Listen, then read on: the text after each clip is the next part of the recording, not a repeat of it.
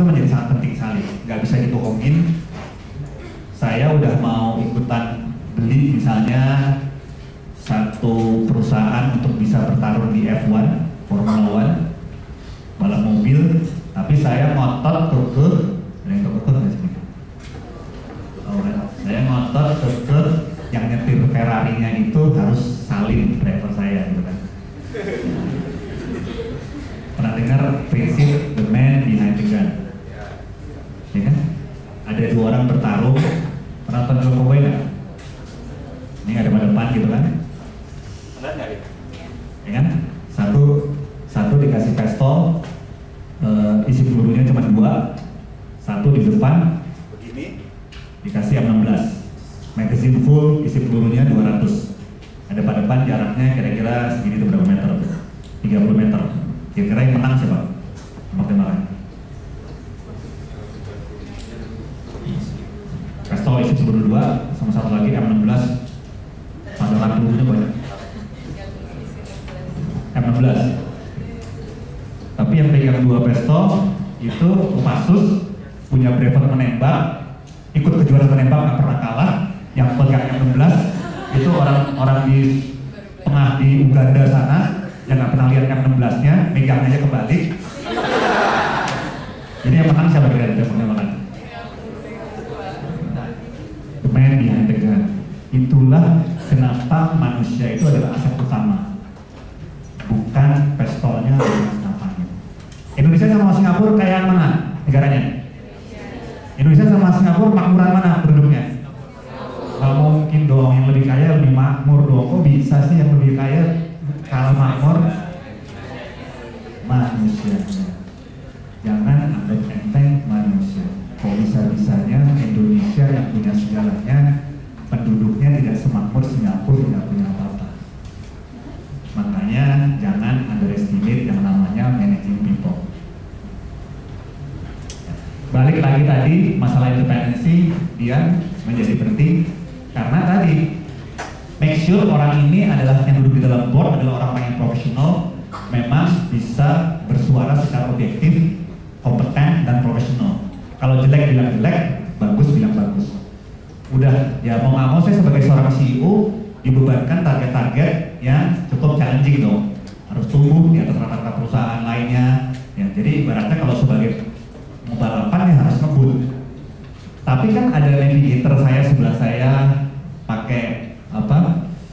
Kalau pernah lihat itu kan mau balapan F1 atau mau rally kan dia pakai headset gitu kan, dikasih tahu sama hati-hati, bensin lo tinggal segini ini segala macam. Nah bayangin yang sebelah kita nih, dia kan yang baca peta nih kalau misalnya speed rally ya, rally di luar itu off road, depan 50 meter lagi jurang, dia bawangin kita, terus move. Kira-kira apa yang terjadi? Jurang. Itulah pentingnya seorang navigator yang baik. Itulah pentingnya teamwork yang baik. Saya sebagai seorang driver, seorang pengemudi, seterampil-terampilnya saya tidak akan ada apa-apanya tanpa dukungan dari seluruh tim yang baik. Semua harus kompak, semua harus mendukung kita baik. Saya nggak tahu, tapi kalau teman-teman sini suka, saya beberapa zaman dulu senang ngikutin F1. Itu bukan karena balap mobilnya, tapi saya juga lihat bahwa F1 itu salah satunya juga menariknya adalah betul-betul menunjukkan teamwork. Bukan hanya mobilnya kencang, tapi pada waktu dia ganti ban, masalah strategi, 2 pit stop atau 3 pit stop, saya nggak tahu. Di sini ada yang suka ikutin F1 nggak? Itu totally different.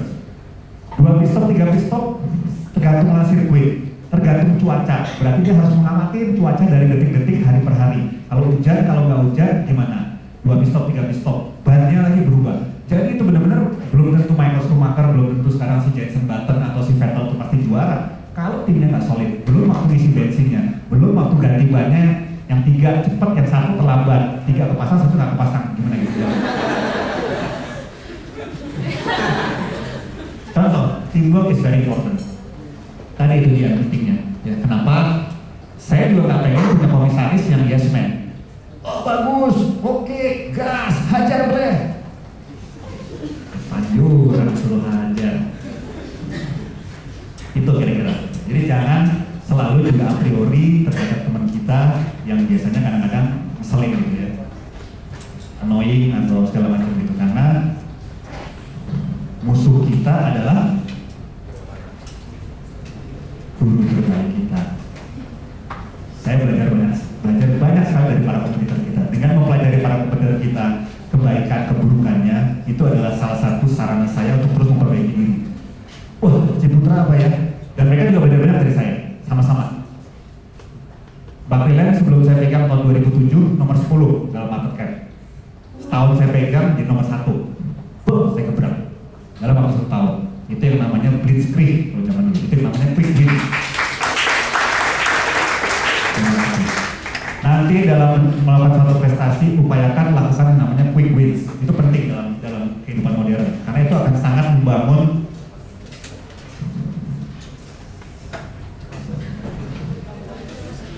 masih nggak kompak nih sebelah sini nih, mesti dirayu ekstra.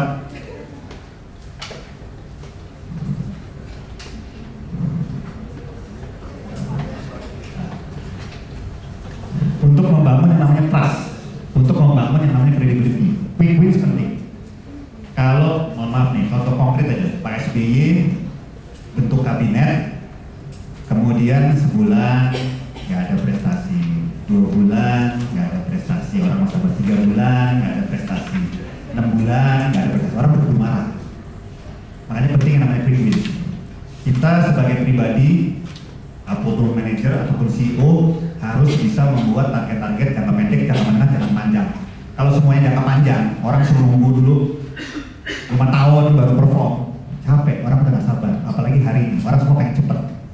Kita kalau buka komputer, semua kan pengen ada yang namanya shortcut menu kan. Gak sabar kan semua kan. Buka internet sama, kalau lama banget, sebel gitu. Hari ini makin lama makin cepet, makanya perlu ada yang namanya quick win strategi. Balik tadi sama, quick win strategi itu menjadi sangat penting. Jangan nunggu kelamaan. Tadi balik lagi ke Bakrilen, tadi proses pembelajaran terjadi. Guru kita adalah musuh terbaik kita. Mereka juga sama. Walaupun tadi malam saya bisa ketemu sama Pak Menpora di RAI, saya juga aktif di RAI, saya juga di Kadin. Ngobrol dengan Menpora, kita baru kita memberi masukan Pak Yan Farid, ya sebelah saya Pak Trihatma, sebelah kiri saya Pak Murdayapo. Ada yang tahu Pak Murdayapo nggak? Pak Murdayapo itu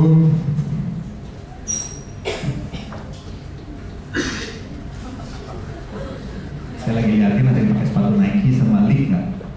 Pak Murdayapo itu yang bikin Nike di Indonesia, yang punya Pondok Indah. Apalagi? Ya. Sebelah saya, nggak apa-apa, saya terbuka kok. Biar aja mereka belajar dari saya. Saya juga belajar dari mereka. 2 minggu lalu saya jadi pembicara di kantor Pak Murdayapo mengenai masalah MP3I, master plan pembangunan percepatan infrastruktur. Saya buka semua, nggak ada. Dulu sebelum 3 tahun lalu saya dibilang saya Jasa Marga.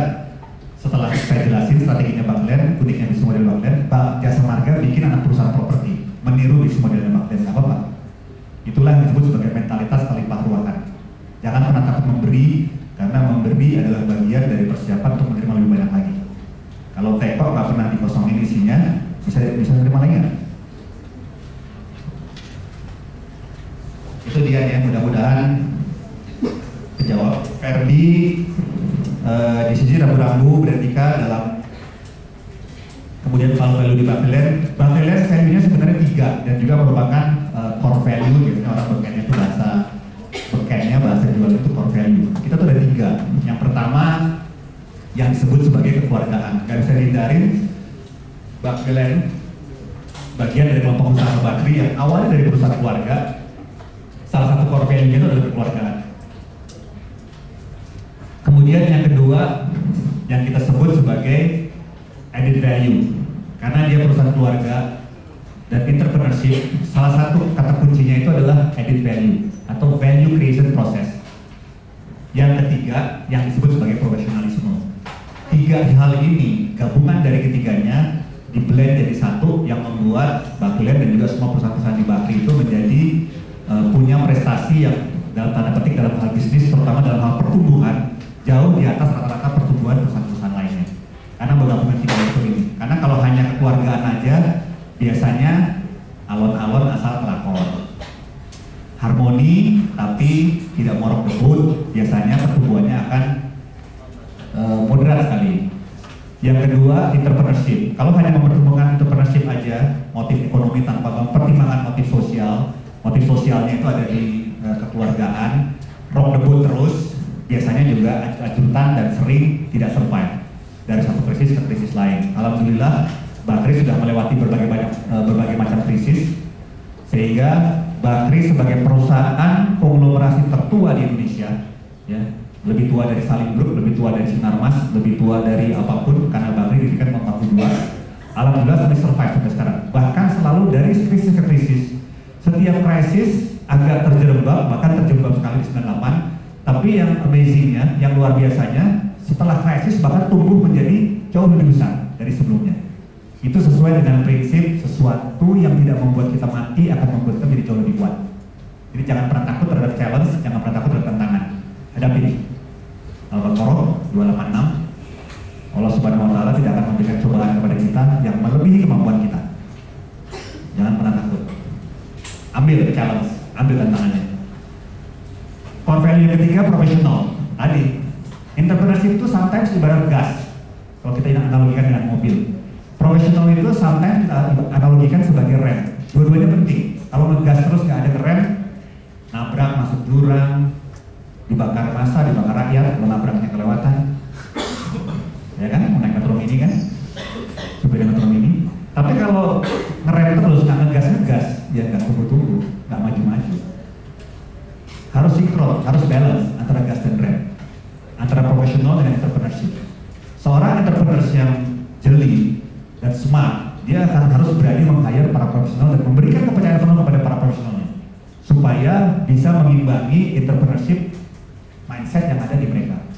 Itulah kelebihan yang ada di kelompok usaha Bakri dan juga Bakriland. Jadi kalau bicara mengenai masalah core value yang ada di Bakriland, Dream Design Deliver mencerminkan 3 tahapan dari suatu proses. Dream itu adalah mimpi. Benar ya? Dream mimpi ya? Nggak pengen tahu ada yang mimpi beneran nggak sekarang? Sudah sangat menghayati, jadi coba dilakukan gitu, mimpi kapan. Tapi mimpi aja nggak cukup. Mimpi penting, tapi harus bangun dan mewujudkan mimpi-mimpi tersebut. Tahapan kedua, desain itu adalah bagian atau proses bagaimana kita mencoba mewujudkan mimpi kita. Kita semua di sini, karena ini Universitas Bakri adalah orang-orang intelektual, kita percaya dengan yang namanya sesuatu yang bersifat intelektual. Intelektualitas itu adalah modal kita. Dengan nalar kita, dengan hati kita, kita buat program, kita buat rencana bagaimana mewujudkan mimpi-mimpi kita. Deliver merepresentasikan end result atau hasil atau proses eksekusi itu sendiri. Karena yang namanya sukses tidak diukur dari program, tidak diukur dari rencana, tapi biasanya orang mengukur sukses itu dari hasil akhir atau hasil konkret. Kalau dream terus, kalau desain terus, walaupun ada orang namanya tugasnya itu, tapi kalau saya sebagai seorang CEO, terutama dalam konteks Bakriland, orang tunggu tiga-tiganya. Dreamnya iya, desainnya iya, delivernya iya. Ini juga saya sambil berbagi hal-hal yang menyangkut prinsip-prinsip basic untuk tadi tujuan utama kita mencapai sukses dalam kehidupan ya. Ada 4 tahap yang harus dilakukan. Pribadi, ataupun sebagai karyawan, ataupun sebagai CEO, ataupun sebagai seorang entrepreneur. Pertama, jangan takut adalah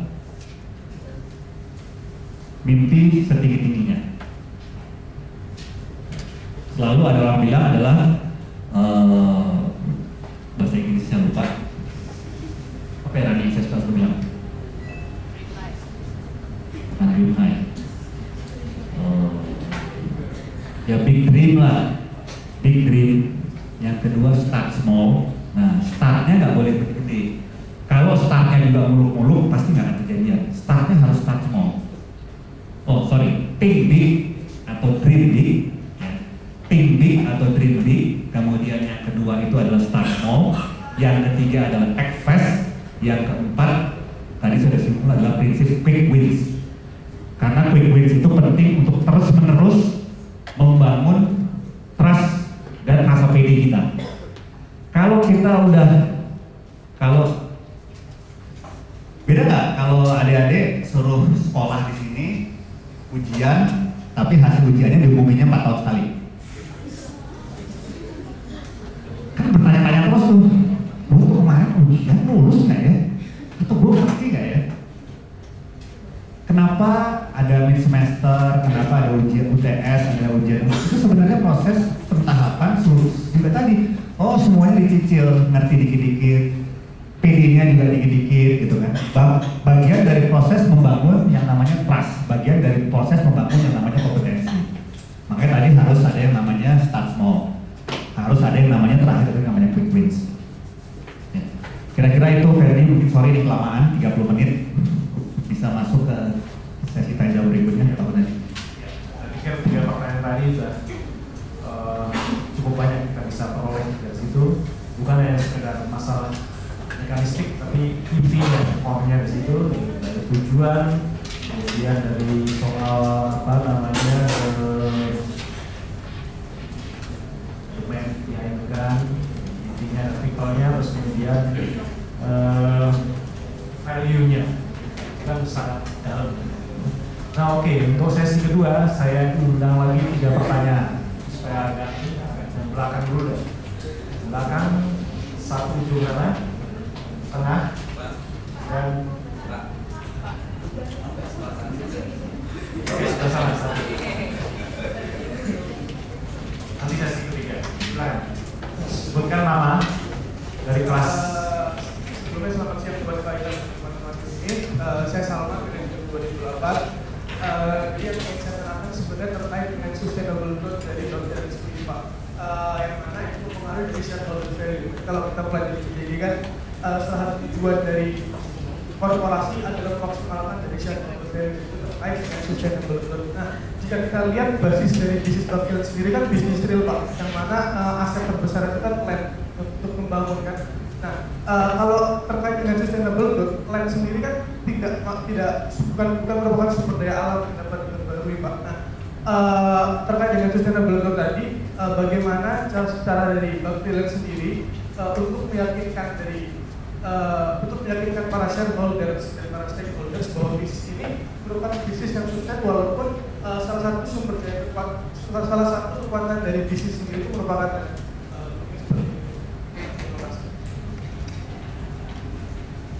silakan yang kedua buat sama dulu. Oh nggak jadi. Nggak jadi. Iya.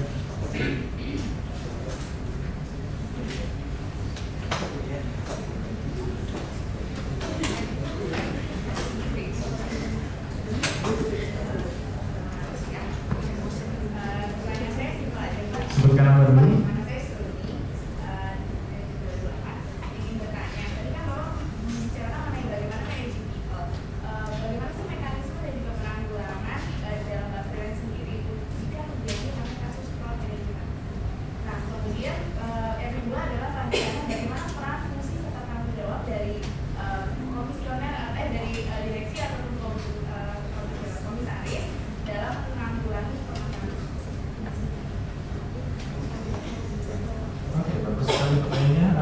Terakhir, ketiga. Terima kasih. Yang ingin saya tanyakan, sebutkan nama. Nama saya Fetiliandi dari. Sebutannya. Panggilannya. Afif. Yang ingin saya tanyakan kepada Bapak adalah tadi Bapak mengatakan bahwa hukum perusahaan yang banyak di sekarang ini perusahaan mulai beranjak dari hukum Belanda yang misalnya hukum Belanda menjadi ke Anglo-Saxon. Apakah berarti di sini ada suatu keunggulan dari Anglo-Saxon itu sendiri, dan kembali lagi ke perusahaan Bakti sendiri, apakah ada suatu gangguan atau keterhambatan jika masih menganut sistem Belanda, hukum Belanda itu sendiri, karena dari tadi itu banyak perusahaan dari sekarang ini mulai menganut Anglo-Saxon dulu Pak.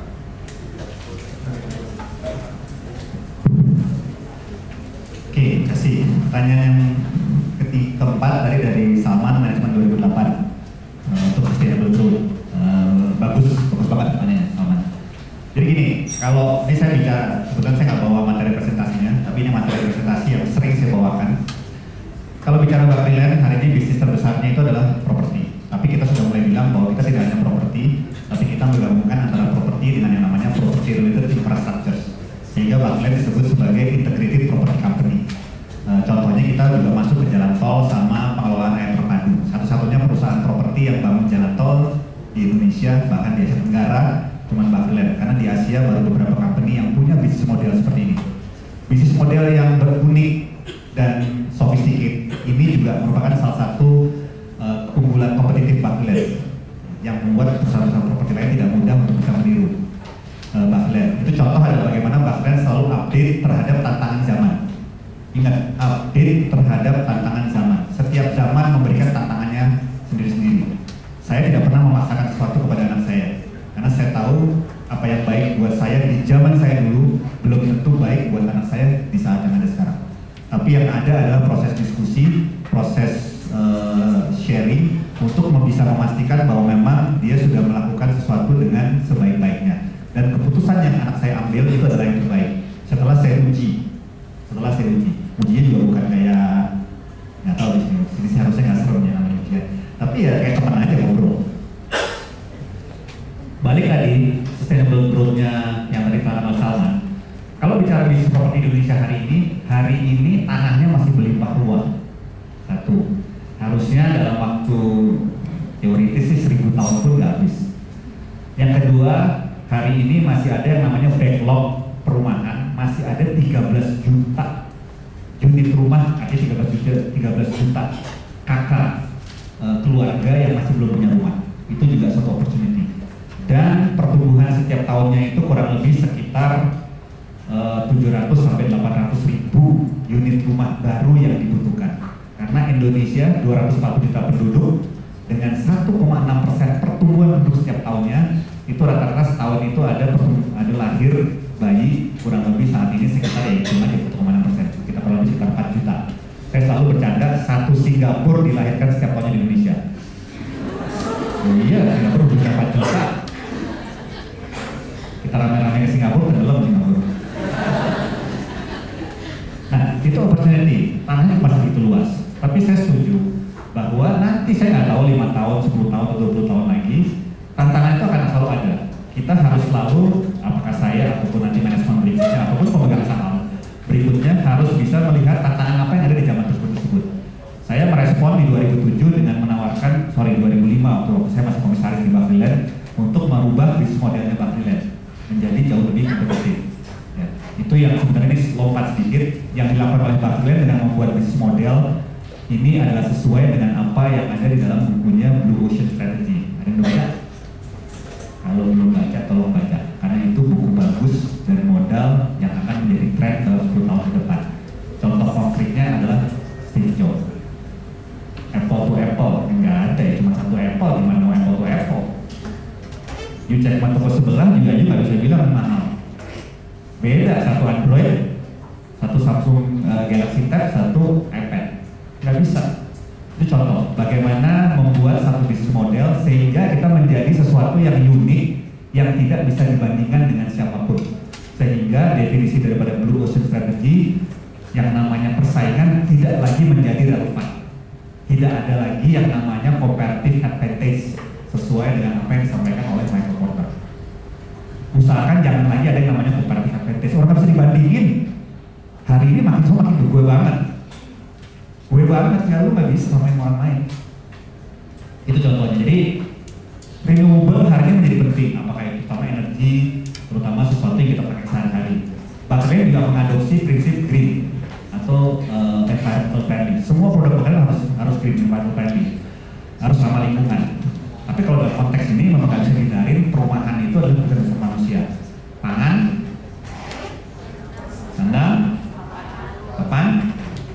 Habis itu sekarang lebih, sebenarnya kalau dulu zamannya Pak Harto kebutuhan dasar itu 3, tapi sekarang sebenarnya udah 3+3 karena kemajuan zaman. 3 lagi Pak. Cluenya ini, badan kita sebagai manusia itu terdiri dari 3 hal: body, mind, and soul. Body-nya, ada mind-nya, ada soul. Kira-kira 3-3-nya mesti dikasih makan nggak? Kira-kira 3-3-nya mesti pedikur nggak? Karena sekarang itu pedikurs. Kalau body semua juga tahu. Tadi ada yang bawa Prestige, ada yang nanti makan gudeg, McDonald. Tapi kalau main, ini kita lagi ngasih makan main kita. So gimana ngasih makan? Tiga-tiganya harus dikasih makan, tiga-tiganya harus dilatih ke gym. Yang ke gym jangan bodinya aja, mainnya juga harus dikejimin, harus fitness, soulnya juga harus fitness, supaya tiga-tiganya prima. Balik lagi ke prinsip tadi, ke prinsip sustainable atau green. Bahlil sadar bahwa memang kita harus environmental friendly. Nah, kalau bicara tadi renewable, sustainable, hari ini dengan bisnis model yang ada, Salman itu akan masih kompetitif paling nggak sampai 10 tahun ke depan. Perkiraan hari ini ya, kita nggak tahu, karena itu kita review setiap tahun, setiap 3 tahun sekali, yang namanya strategic plan. Tapi hari ini dengan kondisi yang ada, statistik segala macam, even termasuk mempertimbangkan bahwa Indonesia dalam 20 tahun ke depan atau dalam 40 tahun ke depan menjadi bangsa nomor 6 terbesar di dunia dalam hal ekonomi, atau nomor 8 kalau itu hitungannya World Bank atau IMF. Rasanya tetap tadi, karena butuh dasar manusia. Orang butuh yang namanya rumah, pangan, sandang, papan. Buat muslim, karena saya lagi muslim jadi saya bilang ada yang namanya baiti jannah, rumahku, surgaku. Burung aja punya rumah, apalagi orang. Semut aja punya sarang, apalagi orang. Selama dia makhluk hidup, pasti dia butuh sarang, pasti dia butuh rumah. Tapi saya setuju bahwa suatu hari, kita nggak tahu 50 tahun lagi, 100 tahun atau 1000 tahun, ya mungkin harus mulai memikirkan bentuk rumah yang berbeda. Kayak di film-film Star Trek atau Star Wars. Ya, itu bukan sesuatu yang nggak mungkin, itu mungkin, tapi kita nggak tahu apa. Rumahnya manusia itu berbeda, bukan rumah yang seperti sekarang. Nah, pada waktu kita sampai di situ, bisnis plan-nya akan sangat berbeda, bisnis modelnya akan sangat berbeda.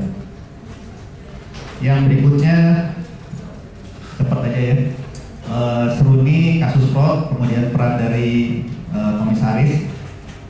Ada satu mekanisme tadi juga peraturannya jelas, aturan mainnya jelas. Kita juga jelas kok kalau fraud itu harus seperti apa. Ada yang namanya whistleblowing atau bahasa Indonesianya SPP itu apa ya? Whistleblowing itu adalah ada satu mekanisme di mana kita bisa melaporkan tindakan-tindakan kecurangan dengan dilindungi kerahasiaannya. Negara kita juga punya mekanisme gitu kok. Kita bisa melaporkan ke KPK kemanapun tanpa kita harus, dan ada perlindungan terhadap saksi ataupun pelapor. Itu ada mekanismenya. Dan komisaris, apalagi komisaris independen, sangat melindungi hal tersebut. Dan itu juga kita buktikan dengan kita ikut DCG Award, kita ikut National Award, itu merupakan salah satu faktor yang menjadi kriteria utama. Kemudian Hafiz mengenai Dutch law dan Anglo-Saxon, itu nggak bisa dihindari Hafiz, karena kita bekas jajahan Belanda, makanya kenapa sistem hukum kita Dutch law. Beda sama Singapura yang dijajah Inggris, sistem hukumnya adalah Anglo-Saxon. Kenapa kemudian Anglo-Saxon menjadi lebih dominan? Karena kalau kita bicara ekonomi, salah satu raksasa ekonomi adalah Amerika. Negara dengan jumlah penduduk nomor 3 terpadat di dunia. Tapi kalau dari sisi PDB sekarang masih nomor 1, nomor 2 China, udah menggeser Jepang, nomor 3 Jepang. Mau nggak mau orang semua berkiblatnya ke Amerika. Kalau bicara dunia korporasi, bicara ekonomi. Dan Amerika pakainya Anglo-Saxon. Makanya kenapa kemudian Anglo-Saxon menjadi dominan, bukan Dutch law. Buat kita nggak ada masalah. Ya. Bahkan pemegang sahamnya juga ada yang di New York, ada yang di London. Saya hampir tiap tahun, bukan hampir tiap tahun, bisa 3-4 kali ke London, 3-4 kali ke New York ketemu dengan para pemegang saham. Ada yang ikut? Ya. Singapura, sama-sama ngomongin, ya biasa aja. Tapi kita yang penting kita tahu apa sih aturan mainnya Anglo-Saxon, apa sih aturan mainnya Dutch law gitu. Kita karena basis badan hukumnya ada di Indonesia, di Bursa Efek Indonesia, mau nggak mau kita harus ikutin yang namanya Dutch law. Tapi bukan berarti kemudian kita tidak memahami aturan-aturan dalam Anglo-Saxon. Pada waktu kita melakukan fundraising, kita mau isu global bond namanya, obligasi global, itu bisa di Singapura, bisa di Hong Kong, bisa di London atau di New York, karena pembeli terbesar itu adalah mereka investasi. Mau nggak mau kita harus hire lawyer dari luar negeri, terutama lawyer Amerika yang berbasis di Amerika ataupun Eropa ataupun Inggris, di mana struktur legalnya adalah Anglo-Saxon. It's okay. Dan itu bisa disinkronkan antara Anglo-Saxon law dengan Dutch law, nggak ada masalah. Common practice-nya sudah bisa terjadi. Baik, masih ada waktu 20 menit kurang lebih. 3 pertanyaan lagi yang masih belum mendapatkan pembicaraan. 1, 2, 3. Silakan, paling depan.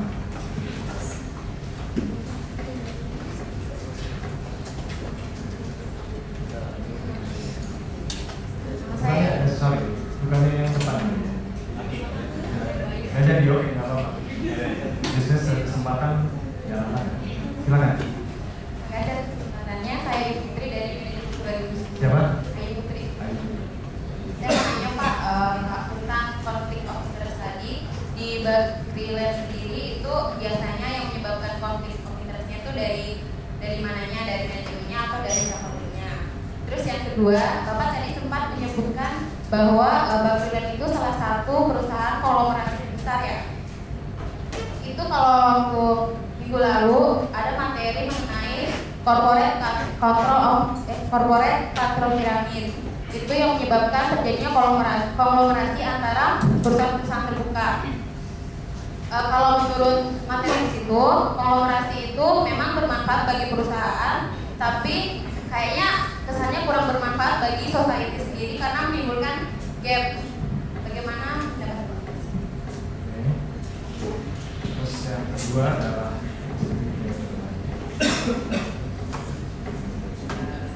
terima kasih atas kesempatannya. Nama saya Aksa dari manajemen 2008. Aksa. Oke, pertanyaan saya mungkin lebih agak personal ya Pak. Jadi kan tadi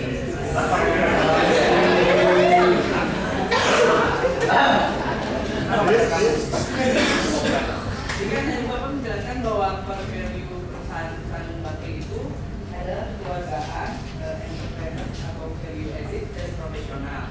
Nah, saya mau nanya nih, pas Bapak diangkat menjadi CEO pada tahun 2007, apakah ada perubahan yang dilakukan oleh Bapak terhadap tata kelola perusahaan di Bapilens, dan apakah ada value tambahan yang Bapak berikan atau berupa nilai budaya perusahaan yang diterapkan di Bapilens?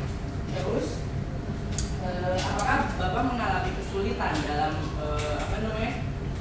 melakukan perubahan tersebut? Apakah ada resistance of change dari bawahan Bapak? Baik. Terakhir sebelah sana tadi ya.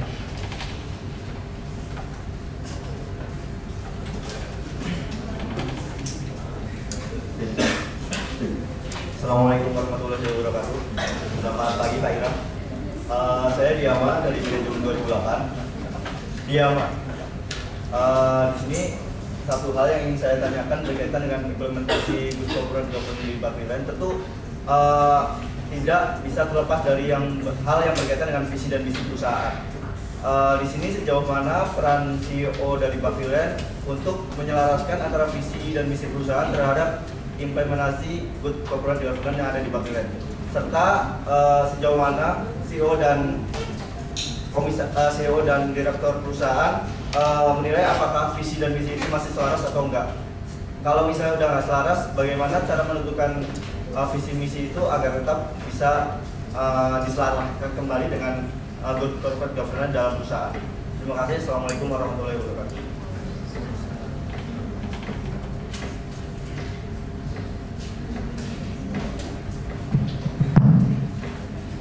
Oke, terima kasih. Ini pertanyaannya bagus-bagus nih Pak, tadi Pak. Serius nih, bukannya basa-basi. Udah nggak zaman hari ini basa-basi. Karena Senin besok saya ngajar di S2 SBM ITB, materinya sama. Mudah-mudahan pertanyaannya juga sebagus ini, walaupun saya juga dari ITB. Yang pertama tadi Ayu Putri, manajemen 2007, konflik of interest. Tuh, bilangnya 2010 bukan 2007, sorry. Kaget tuh dari 2000. Berarti ada yang lebih senior dari Salman. Ayu Putri, manajemen 2010, mengenai konflik of interest, apakah itu di shareholders atau di manajemen. Gak bisa dihindari, yang biasanya lebih dominan itu sering terjadi seolah-olah itu terjadi dari level pemegang saham, dan biasanya lebih sulit di manage. itu dari anak buah atau peers, dari mitra itu lebih mudah. Tapi yang namanya bos kan susah nolaknya. Itu biasa. Tapi kembali kepada tujuan awal tadi. Ya. Sepakatin tujuannya, sepakatin aturan mainnya, dan insya Allah yang namanya benturan kepentingan atau konflik of interest itu lebih mudah di-manage. Sederhana kok, kita kan tinggal kasih tahu kepada pemegang saham, kalau ingin lakukan hal-hal yang misalnya membahayakan perusahaan, dan itu bisa berakibat atau berisiko besar terhadap perusahaan yang tidak sebanding dengan manfaat yang akan didapat kalau itu dilakukan, kan selalu dalam dua hal. Kalau kita melakukan sesuatu, selalu ada dua konsekuensi, manfaat sama risiko, cost and benefit. Mau nggak? Para pemegang saham itu kan seorang entrepreneur sejati yang selalu berpikir masalah cost and benefit, yang selalu berpikir untung rugi. Kalau dia diingetin, bos, lu lakuin ini nih, cuman hasilnya 2.000 perak, tapi kalau ketangkep 1 juta, Bo, mau? Dia akan berpikir 2 kali. Tapi yang tidak mudah, ini dia balik lagi kepada prakteknya adalah untuk bisa lakukan itu, menjelaskan kepada pemegang saham biasanya dibutuhkan 2 hal. Yang pertama nyali, berani nggak lu ngasih tahu pemegang saham? Karena aduh ntar mau dipecat lagi. Yang kedua kompetensi, karena biasanya kalau toh kita punya keberanian, pemegang saham pasti akan challenge kita. Ah lu sok tahu, lu enggak lagi itu, temen gue bilang lagi itu. Biasanya yang sering jadi komporador ini teman nih, juru bisik. Teman gue bilang, nah di situ dibutuhkan kompetensi untuk adu kuku. Iya, karena di situ terjadi proses diskusi, terjadi proses sharing knowledge. Kita harus bisa convincing our boss. Ini juga nggak diajarin pasti dimanapun, termasuk di Harvard Business School, how to manage your boss. Wah, ada. Wah, lebih hebat dari Harvard Business School berarti. Yang namanya Bobi. Karena itu, kita harus convincing bos kita. Jangan lu lakukan itu, risikonya jauh lebih besar daripada manfaatnya. Ngapain? Kita sudah capek-capek bangun suatu perusahaan begini lama, kemudian kita mau ambil satu tindakan yang sangat membahayakan. Ngapain? Gak cocok kata orang Jawa Timur.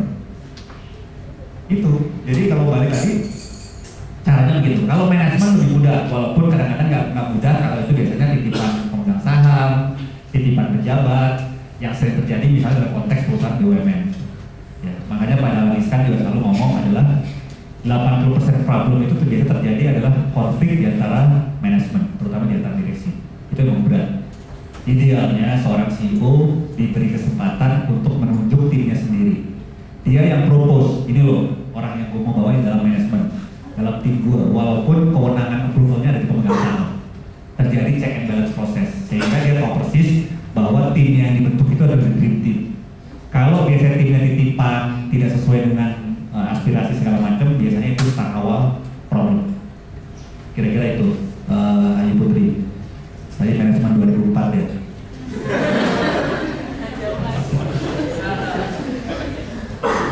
Peace. Yang kedua, Absa, manajemen 2008. Oh sorry, tadi satu lagi ya, corporate control pyramid, konglomerasi. Betul. Ada teori bahwa konglomerasi sudah akan mau hilang diganti sama aglomerasi, atau ada sekarang disebut bukan konglomerasi tapi yang disebut sebagai transnational company. Pasti belajar juga, atau zaman dulu pakainya multinational company. Unilever, P&G, Procter & Gamble, apalagi Toyota, lewat Astra-nya segala macam, itu ada transnational company. Kelebihannya mereka adalah mereka beroperasi di banyak negara, sehingga mereka lebih mudah mengatur portfolio, Nike, Gap, semua apparel, dan mereka bisa dengan mudah mengalihkan semua resources yang ada tergantung situasi yang ada. Mereka sangat concern dengan yang namanya geopolitics, mereka sangat concern dengan apa yang terjadi di seluruh belahan dunia. Kelebihannya mereka sangat fleksibel. Tapi yang sering terjadi tadi betul, adanya benturan kepentingan dan resistensi dari negara-negara yang biasanya tidak merasa diberikan keuntungan. Sekarang terjadi di Freeport, itu adalah bagian dari risiko-risiko transnational company. Freeport itu induknya Freeport McMoran listing di New York Stock Exchange. Tapi aset terbesar ada di Papua India. Newmont juga sama, pasti ada resistensi. Karena mereka tahu gitu. Ada lebih mudah kalau misalnya itu perusahaan tekstil atau perusahaan sepatu, alat kaki. Dia tinggal mindahin hari ini Indonesia bergolak, dia pindahin ke Bangladesh, besok dia pindahin ke Vietnam. China kemarin bergolak, dia pindahin ke Vietnam, ke Bangladesh dengan gampang. Karena tukang kita hanya tukang jahit. Proses desain, proses marketing, R&D semua ada di tempat mereka, tidak ada di sini. Itu contoh keuntungannya. Tapi betul masalah terbesar dari yang namanya transnational company atau konglomerasi. Ngerti dulu nggak konglomerasi? Konglomerasi itu bukan berarti perusahaan besar. Konglomerasi itu adalah perusahaan yang biasanya line of business-nya banyak sekali dan sering terjadi antara line bisnis satu dengan lainnya itu tidak ada hubungannya. Bakri dibilang konglomerasi karena ada properti, ada mining, ada telco yang sometimes nggak berhubungan. Tapi kalau Ciputra itu bukan konglomerasi karena dia hanya properti only, walaupun dari hilir ke hulu. Konglomerasi itu sebenarnya kalau dia punya line bisnis banyak dan tidak berhubungan sama sekali, itu yang namanya konglomerasi. Bukan berarti besar itu selalu konglomerat, enggak. Kita udah terlanjur misinterpretasi, salah kaprah dengan definisi konglomerasi. Tapi kalau benar-benar lihat ke textbook, benar Pak ya? Kalau nggak salah ya, mohon maaf kalau salah, namanya juga manusia biasa. Hiram juga manusia. Itu kira-kira gitu. Jadi kalau bicara tadi, Pak Ayu ya, memang trennya sudah menjadi makin flat. Jadi kalau tadi corporate pyramid, makin karena persaingan makin ketat sehingga suatu perusahaan harus lebih fokus.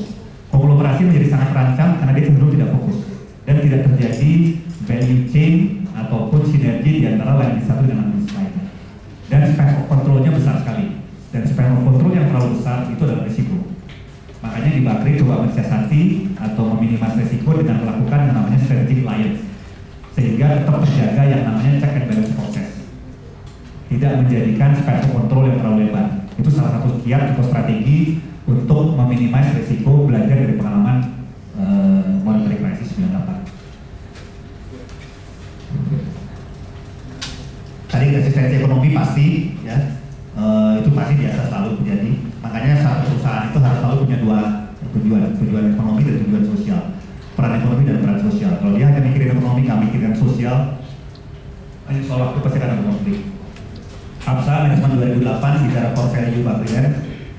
Oh iya, Absa itu, waduh resistensi luar biasa. Salah satu yang paling dibenci manusia itu adalah perubahan. Jadi adanya management changes, adanya perubahan, itu pasti resistensi luar biasa. Pasti, dan itu tantangan terbesar seorang CEO. Bukan hanya dari karyawan, bahkan dari even satu layer atau apapun sesama direksi. Karena kalau udah biasa begini, manusia itu susah berubah. Pernah dengar kata-kata bisa karena biasa kan?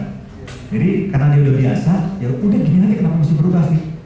Padahal kalau kita nggak mau berubah, padahal zamannya berubah, kita akan digilas untuk perubahan itu sendiri. Jangan pernah masuk ke dalam yang namanya comfort zone. Sekali kita masuk ke dalam comfort zone, ini soal kita akan digilas. Makanya sering terjadi silih berganti tadi. Nah, tahun kemarin Nike, tahun depan saya ingat misalnya apa Nike? Adidas kan 10 tahun yang lalu nggak ada yang dengar Nike, tapi sekarang Adidas mulai bangkit. 20 tahun yang lalu Adidas kuat.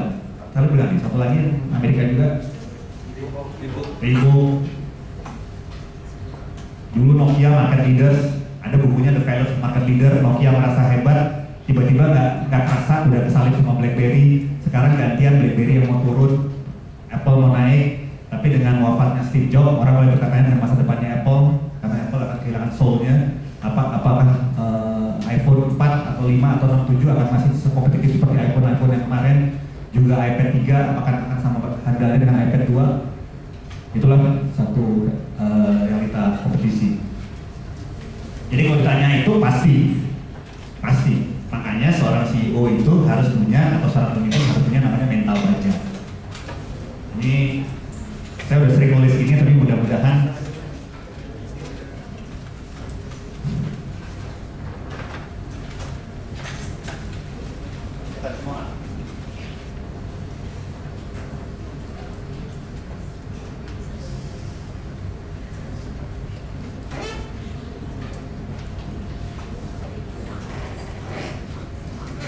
ada 5 hal yang biasanya menjadi kriteria untuk mengukur kompetensi atau kemampuan seseorang. Zaman saya kecil, orang biasanya hanya ngetes IQ pun banyak, karena ada kemampuan dalam hal angka, numerik, bahasa, tata ruang, kalau dia menjadi arsitek. Ada yang namanya IQ, jelas kok, kemampuan intelijensi. Ada yang namanya EQ, kemampuan emosional.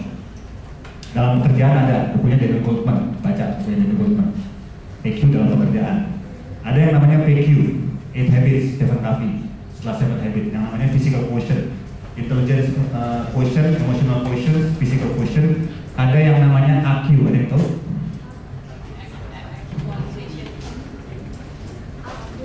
Adversity Quotient, itu daya tahan banting ya. Ini ada bukunya juga, cari aja nanti di Google. Biasanya orang dibagi 3, quitters, campers, sama climbers. Climbers itu adalah seorang yang paling tangguh, petarung. Dia biasanya pendaki gunung, analoginya dari satu puncak gunung ke puncak gunung yang lain, tidak pernah berhenti, tidak pernah menyerah. Dari itu tantangan ke tantangan yang lain. Hari ini naik gunung apa? Salak, cuman berapa? 3.000 meter persegi. Harapan dia suatu hari dia mau naik Mount Everest, 9.000 meter. Kita harus menjadi idealnya sih sebenarnya climbers, jangan quitters, jangan campers, apalagi quitters. Yang terakhir spiritual quotient, kan tadi manusia ada 3, body, mind, and soul. Soulnya diisi dengan ini.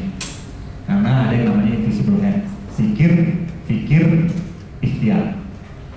Tiga-tiganya harus optimal. Zikirnya optimal, fikirnya optimal, ikhtiarnya optimal. Mencerminkan upaya maksimal dari body, mind, and soul. Itu kira-kira. Jadi kalau bilang, oh benar, saya sih udah hatam. Dikirimin surat kaleng, dikirimin santet, diancam mau di macam-macam fisik, biasa. Ya, resiko seorang pemimpin menghadapi. Oh iya, bener itu diancam itu biasa. Apalagi Pak SBY, apalagi para menteri, santet aja sih biasa.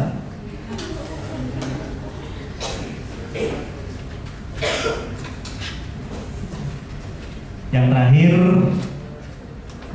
Diamai, bener ya?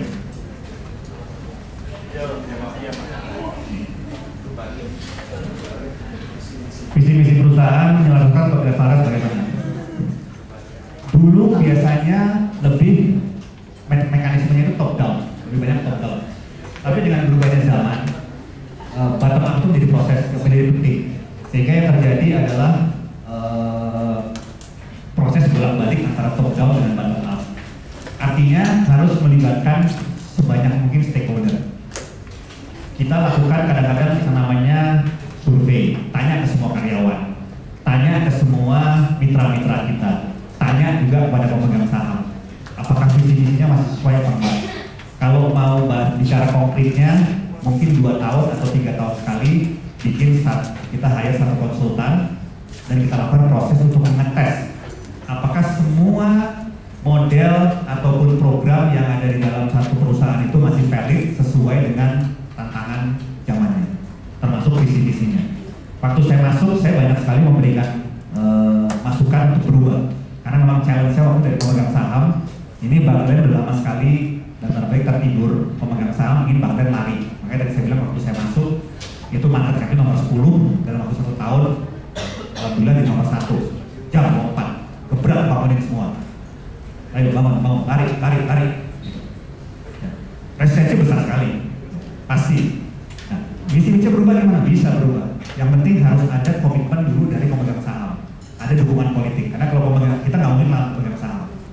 Sama kalau Pak SBY harus ada mandat penuh dari rakyat. Pak SBY nggak perlu takut sebenarnya, karena mandat terbesar yang dia harus takut itu adalah rakyat, bukan yang lain-lain. Saya juga sama mandat terbesar sebagai pemegang saham. Bukan hanya kelompok usaha Bakri, tapi semua pemegang saham yang ada karena saya perusahaan terbuka. Bakri perusahaan terbuka. Mandatnya apa? Dukungan politik itu penting karena baru kita juga minta dukungan dari semua, dari vendor, dari semua karyawan yang ada. Tapi itu proses bottom up-nya. Tapi nanti ujung-ujungnya kan harus somebody to make the decision. Saya sebagai CEO tentunya akan memberikan suatu keputusan, memberikan rekomendasi kepada pemegang saham. Karena visi misi itu adalah kewenangan pemegang saham, bukan kewenangan saya. Sama ya, kita kalau sebagai supir taksi ada gampangnya itulah. Ini kan nggak usah canggih-canggih, agak saya supir taksi, mau bawa narik taksi. Yang menentukan taksinya ini boleh beroperasi di mana aja siapa?